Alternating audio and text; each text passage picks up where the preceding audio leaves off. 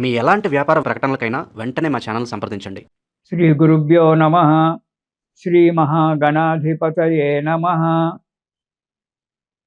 ఇక డిసెంబర్ నెలలో మిథున రాశి వారికి, ఈ రాశి వారికి ఈ నెలలో ఏ కార్యక్రమం చేసినా అవలీలగా నెరవేరడానికి ఆస్కారం ఉంది. బంధుమిత్రులతో కలుసుకొని ఉండడము, కొత్త బంధువుల యొక్క పరిచయం ఏర్పడము, ఇలాంటి జరగడానికి ఆస్కారం ఉంది. కొత్త బంధువులే కాకుండా కొత్త వారితో పరిచయం, స్నేహితులే కావచ్చు, పెద్దవారు కావచ్చు, వారితో పరిచయం ఏర్పడడం జరుగుతూ ఉంటుంది. యజ్ఞయాగాది క్రతువులలో పాల్గొనడం జరుగుతుంది డిసెంబర్ మాసంలో. ఈ మిథున రాశి వారికి ఆ భగవంతుని యొక్క అనుగ్రహం కలగడానికి మంచి ఉంది. వివాహాది శుభకార్యాలలో చేయడము కానీ లేదా పాల్గొనడం కానీ జరుగుతూ ఉంది. ధనధాన్య లాభాలు ఉంటాయి. ఆశించినంత ఆదాయం దొరుకుతూ ఉంది. కానీ మీరు ప్రతి పనికి దీర్ఘాలోచనలో ఉంటారు. ఆలోచన చేయకుండా పని చేయడము మంచిది కాదు. ఎక్కువ దీర్ఘాలోచన చేస్తూ పనిని చెడగొట్టుకోవడము మంచిది కాదు. ఎందుకంటే ఆలోచన ఎంతవరకు చేయాలో అంతవరకే చేయాలి. ఎక్కువగా ఆలోచన చేసినట్టయితే ముహూర్తం కాస్త దాచిపోతుంది.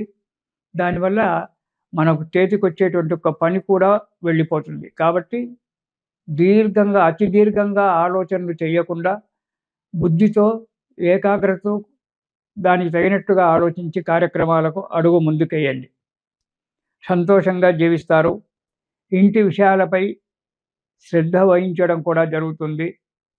నూతన గృహ నిర్మాణము, లేకుంటే ఒక అపార్ట్మెంట్లో ఇల్లు కొనడము, దాన్ని చూడడము, దానికి ప్లాన్ వేసుకోవడం అనేటువంటిది కూడా జరగడానికి ఆస్కారం ఉంది. అందరితో ప్రేమతో, ఆత్మీయతతో కలిసి ఉండండి. అందరి ప్రేమ పొందండి.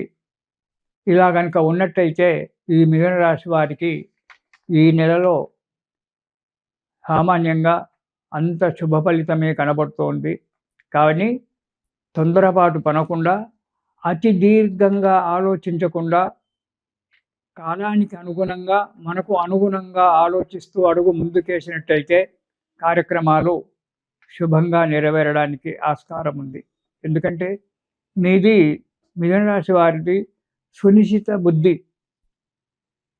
అన్ని విషయాలు ఆలోచించే పని చేస్తారు. కానీ ఒక్కొక్కసారి అతి దీర్ఘంగా ఆలోచిస్తారు. అతి దీర్ఘంగా ఆలోచించడం వల్ల పనులు చెడిపోవడానికి ఆస్కారం ఉంది. కాబట్టి అతి దీర్ఘంగా ఆలోచించకుండా ఆ పనికి తగినట్టుగా ఆలోచించి అడుగు ముందుకేయండి. ఇక మొదటి వారం కనుక మనము చూసుకున్నట్టయితే కొద్దిగా మనశ్శాంతిగా ఉండదు. మనసంతా అల్లకల్లోలంగా ఉండడము, రకరకాల ఆలోచనలు మనస్సులో కూడబట్టుకోవడం జరుగుతుంది. దానిలో కొద్దిగా కోపం పెరుగుతూ ఉంది. కుటుంబంలో చిన్న చిన్న కలహాలు రావడం కూడా జరగడానికి ఆస్కారం ఉంది. మొదటి వారంలో పనుల యందు ఆటంకాలు ఏర్పడము, కొద్దిగా అనారోగ్యం కూడా ఏర్పడడానికి ఆస్కారం ఉంది.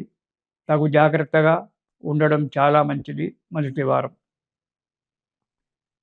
ఇక రెండవ వారం కనుక మనం చూసుకున్నట్టయితే బంధువులతో కొద్దిగా విరోధం ఏర్పడేటువంటి ఒక ఆస్కారం ఉంది. కాబట్టి మీరు మాట్లాడేటప్పుడు తగు జాగ్రత్తగా మాట్లాడడం మంచిది. ఒక్కోసారి తొందరపాటుతనం ఉంటుంది. ఆ తొందరపాటుతనం వల్ల ఇబ్బందులు రావడానికి ఆస్కారం ఉంటుంది. అతి దీర్ఘంగా ఆలోచించొద్దు. తొందరపాటుతనం పనికిరాదు.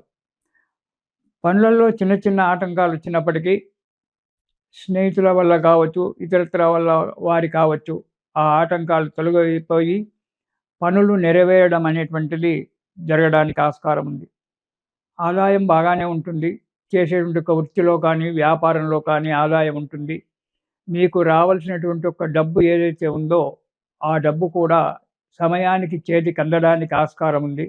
కానీ అధిక ఖర్చులు రావడానికి ఆస్కారం ఉంది. కాబట్టి ఆ ఖర్చుల విషయంలో జాగ్రత్తగా ఉండండి. అది మన చేతిలో ఉన్నటువంటి ఒక పని.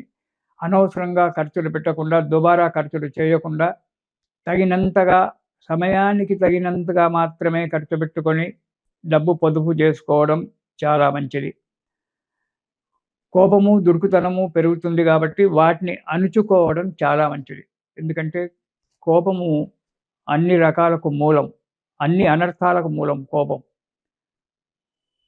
అందుకే గీతలో భగవంతుడు చెప్తాడు, క్రోధాద్ భవతి సన్మోహ, సన్మోహాత్ స్మృతిభ్రంశః, స్మృతిభ్రంశో బుద్ధినాశః, బుద్ధినాశః ప్రణశ్యతి అని. ఒక్క కోపం రావడం వల్ల ఎన్నో రకాలైనటువంటి శక్తులు మనలో నుంచి నశించిపోతాయి. దానివల్ల ఇబ్బంది ఏర్పడుతుంది. దురుసుతనంగా మాట్లాడే కంటే మౌనంగా ఉండడం చాలా శ్రేయస్కరం. అనేవాళ్ళు అనుకుంటారు, చేసేవాళ్ళు చేసుకుంటారు. దానికి మనకు లేదు.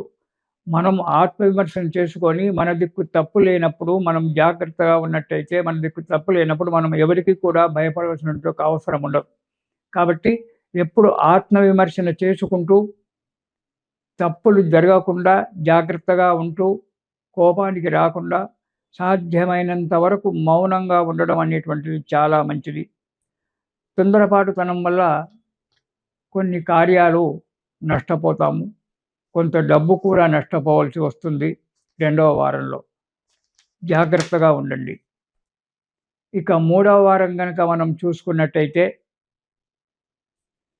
చేసే పనులలో కొద్దిగా ఆటంకాలు ఏర్పడినప్పటికీ నిదానంగా కార్యం నెరవేరుతోంది.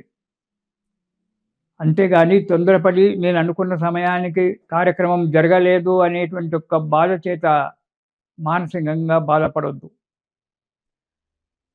రేపు అనేటువంటిది ఒకటి ఉంది మనకు. ఈరోజు కాకపోవచ్చు, రేపు ఆ కార్యక్రమం కావచ్చు. అందుగురించి కార్యక్రమం గురించి ఆలోచించండి, అమల్లో పెట్టండి. కొద్దిగా చిన్న చిన్న ఆటంకాలు రావడం సహజం కాబట్టి, చిన్న చిన్న ఆటంకాలు వచ్చినప్పటికీ అది ఆ కార్యక్రమం నెరవేరడానికి ఆస్కారం ఉంది. మీరు చేసేటువంటి వృత్తిలో కానీ, వ్యాపారంలో కానీ, ఇతరత్ర విషయాల్లో కానీ ధనాదాయం పెరిగేటువంటి ఉంది. ఆర్థిక పరిస్థితి మెరుగుపడుతూ ఉంది. మనశ్శాంతి కూడా ఏర్పడుతూ ఉంటుంది. ఇక 4వ వారం గనక మనం చూసుకున్నట్టయితే, ఇంతకుముందు మీరు పడినటువంటి కష్టాలలో కొన్ని కష్టాలు సునాయాసంగా దూరం కావడం అనేటువంటిది జరగడానికి ఆస్కారం ఉంది. కొంత రుణబాధ కూడా తీరుతుంది. అన్నిటికంటే శత్రువు రుణబాధ. ఒక మానవుడి శత్రువు అయితే అతన్ని ఎదుర్కోవచ్చు, కానీ రుణబాధను ఎదుర్కోవడం చాలా కష్టం. ఈ రుణబాధను తప్పించుకోవడానికి ఉంది. అయితే ఈ 4వ వారంలో మీకు కొంత రుణబాధ తీరడానికి ఆస్కారం ఉంది. తీరుస్తారు కూడా. కుటుంబ సభ్యులతో ఆనందంగా, ఆహ్లాదంగా కాలం గడుపుతారు. ప్రయాణాలు చేయడం కూడా జరుగుతూ ఉంటుంది. కానీ ఇలాంటి కొన్ని ఆటంకాలు తీరడానికి మీరు ప్రతిరోజు శ్రీరామ ఆపదోద్ధారక స్తోత్రము అనేటువంటిది ఉంటుంది. దాన్ని ప్రతిరోజు కూడా పారాయణం చేయండి. అలా పారాయణం చేసినట్టయితే ఆ శ్రీరామచంద్ర స్వామి యొక్క అనుగ్రహం వల్ల కష్టాలన్నీ తొలగిపోయి, ఆటంకాలు తొలగిపోయి సుఖంగా, సంతోషంగా ఉంటారు. మళ్ళీ మనము 2026లో కొత్త సంవత్సరంలో కలుసుకుందాము. ఇది శుభం.